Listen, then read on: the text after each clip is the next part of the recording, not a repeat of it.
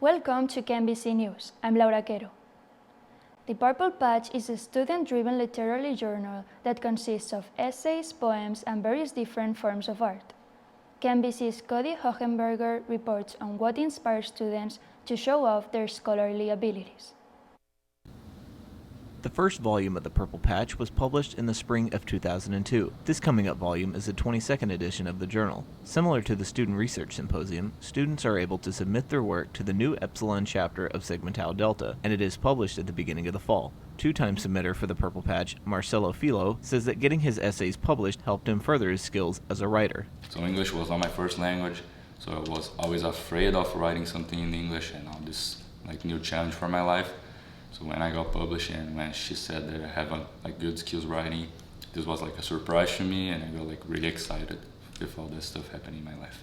President of Sigma Tau Delta, Taisha Rhodes, says the Purple Patch is a place that allows students to exhibit their creative personality. We really want to allow students a literary space to show things that they're working on in classes, or if they have a passion for poetry, if they write songs, things like that.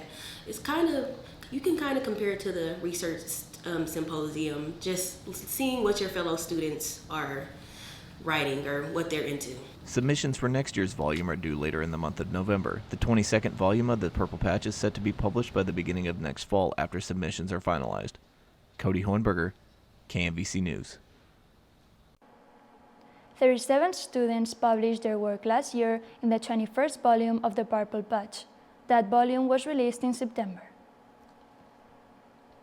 The Missouri Valley College Campus Ministry is working to bring less fortunate kids in other countries a little Christmas joy as the holiday season approaches.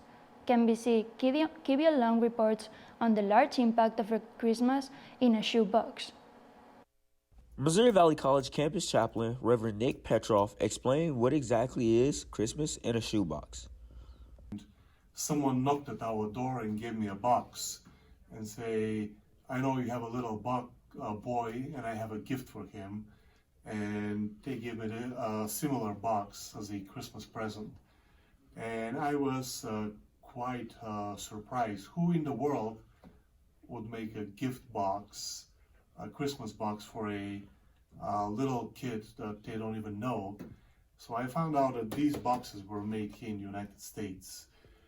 Reverend Petroff says Christmas in a shoebox is a very inexpensive way to make a little boy or girl very happy this Christmas.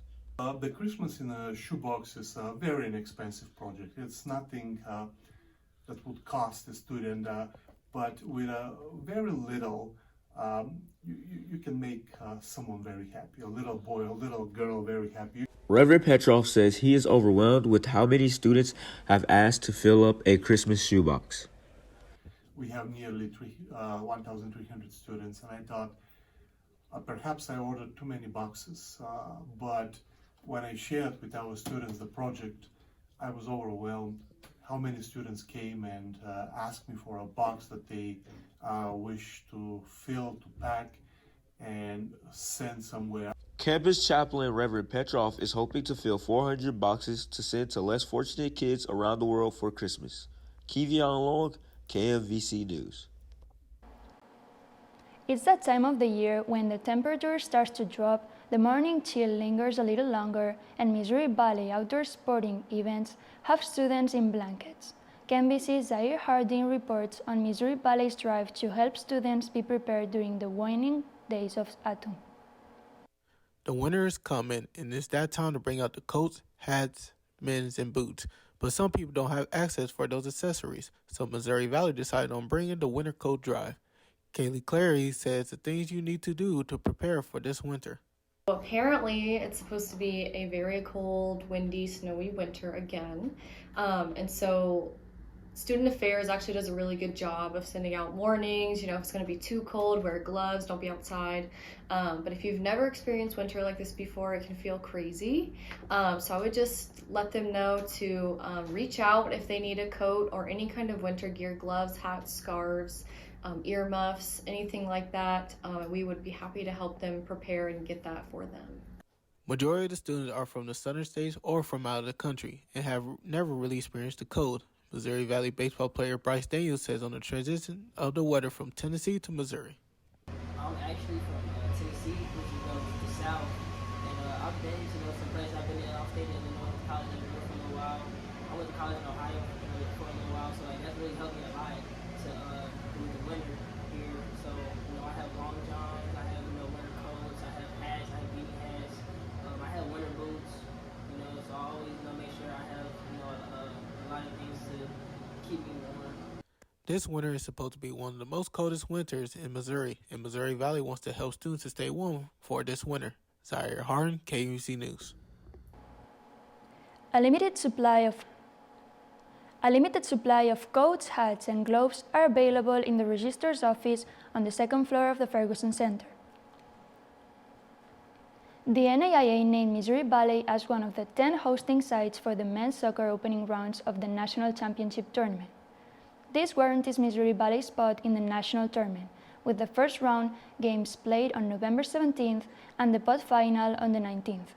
The selections for the national tournament are made on the 14th, but Missouri Valley still had to get through the Heart of America Athletic Conference tournament.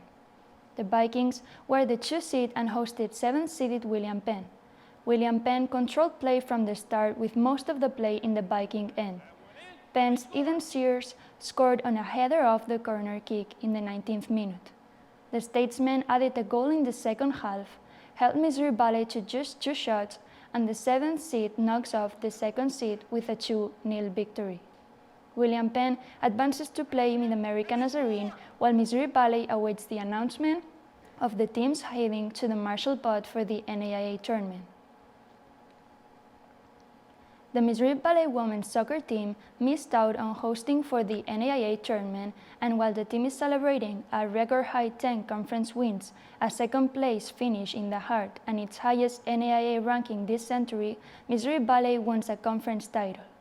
Missouri Valley opened its postseason games against Baker on the 4th, and Missouri Valley kept Baker bottled in its own end all game.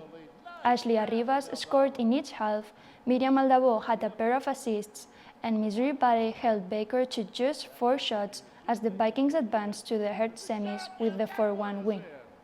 Second-seeded Valley plays against number 3 Mid-American Nazarene on November 8th. That game is available on the Vikings Sports Network.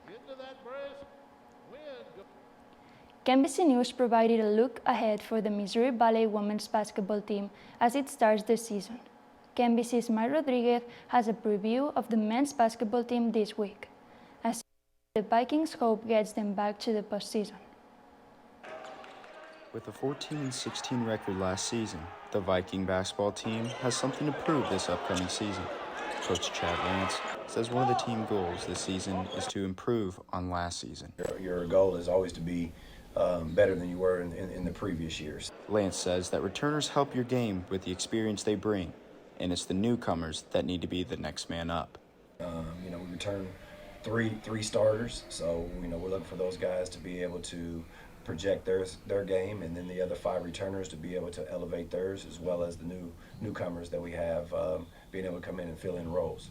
Sophomore guard TJ Wallace agrees with Lance and says their team goal is to be better than the previous year. Wallace also says that he thinks the newcomers are filling in the roles well. They've been adjusted pretty like some of the young guys. We got a couple guys from JUCO that got hurt, so they got to get them back. But I think all the new guys are adjusting well. Last season, the Vikings defeated NCAA Division II Quincy University. Lance says as long as they have the details in the scouting report, the preparation for a game like that compared to a conference game is no different. No difference in preparation. Obviously, we need to be the best version of us each and every day. Preparation and execution are what the Vikings say they need to do in order to have a good season. Mark Rodriguez, KMVC News. The Missouri Valley College men's basketball team opened its season with losses to Avila inside the Barnes Center and on the road to Columbia. The Vikings' next game is November 12th at Hannibal LaGrange. The debate and forensics team has 5 students who qualified for nationals so far this year. A year ago, in mid-November, the team had none.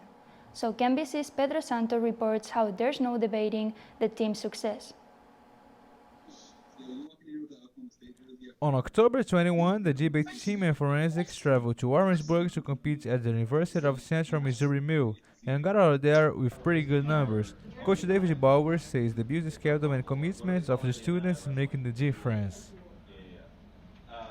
We travel almost every weekend, so we have people placing at tournaments kind of all the time. Most recently, like we had this last weekend, we had the team of Sidney Hunter and Seth Carter who made it to semifinals. Freshman Sidni Hunter has won her first tournament on October 21, and she described the feeling as a special moment. Really crazy. So how they do awards kind of is all the finals will stand up and they'll call 6th place, then 5th place, and they just keep going.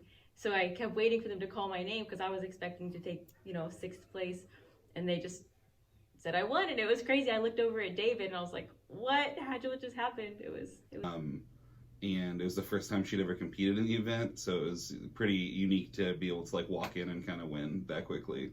So Hunter won the communication analysis event, and that also qualifies her for the NFA national tournament. Pedro Santos, KMVC News. The 5 students qualified for the NFA National Tournament are Camden Phillips, Shay Wilson, Timo Olvera, Seth Carter, and Sidney Hunter. The Missouri Valley College women's volleyball team hosted Central Methodist University during its last game of the year, and it was a game that had both teams wearing one shirt. Pride is defined as a feeling of deep satisfaction derived from one's own achievements. That's what NBC and CMU women's volleyball teams wanted to express during their last game of season. The teams encourage everyone to come to the game dressed up in different colors to represent the pride flag and to show support to the LGBTQIA+ community. Coaches and teammates dressed a pride shirt embroidered with the message, "We rise together."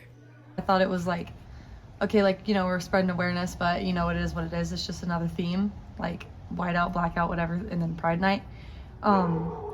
But in my opinion, it was nice to see because there's not a lot of out people here. The message not only made reference to the LGBTQIA+ community, but also to the different races and ethnicities which some people get discriminated for. It's just pride of who you are. It doesn't matter if you're white, black, gay, or not. It's just being proud of who you are. The Vikings and the Eagles left the rivalry aside in order to show that everyone should feel proud to be who they are. The NBC Diversity and Inclusion Organization made the event possible with help from Missouri Valley women's volleyball coach Brett Holt and from CMU. A leftover thread from Halloween. Missouri Valley College cheer team handed out candy Halloween night.